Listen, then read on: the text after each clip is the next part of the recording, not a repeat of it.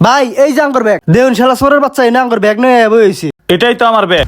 ওই মিয়া, এটা যে আপনার ব্যাগ, তার কি প্রমাণ আছে? ভাই ব্যাগটা আমার রাস্তায় হারাইছে। রাস্তায় হারাইছে ঠিক আছে, ব্যাগের ভিতরে কি আছে? ব্যাগের ভিতরে একটা পার্স আছে, পার্সের ভিতরে একটা ফোন আছে আর 50,000 টাকা আছে। এ বড় ব্যাগ দে দেহি আঙ্গুর সবকিছু ঠিক আছে কিনা দাদা দেখেন তো ঠিক আছে কিনা। এটাই তো, এই সবই তো ঠিক আছে, টাকাও ঠিক আছে। ভাই খুব খুশি হয়েছি, এই 5,000 টাকা রাখেন, এটা আপনার জন্য বকশিস। না ভাই, এই টাকা আমি রাখতে পারবো না। গরিব হইতে পারি কিন্তু লোভী নই। ঠিক আছে ভাই, ধন্যবাদ।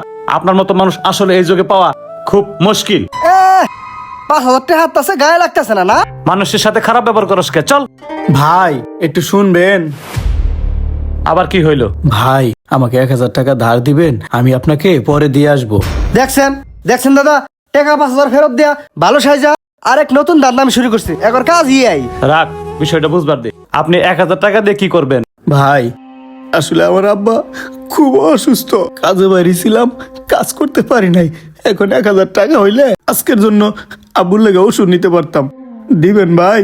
আচ্ছা, বুঝছি বিষয়টা। ঠিক আছে, ধরেন আমি আপনাকে এই 5,000 টাকাই দিলাম। এখানে 5,000 টাকাই আছে, আপনি রাখেন। না ভাই, আমি গরিব হইতে পারি কিন্তু লোভী না। আপনি 5,000 টাকা রাখেন, আপনি আমার 1,000 টাকা দেন।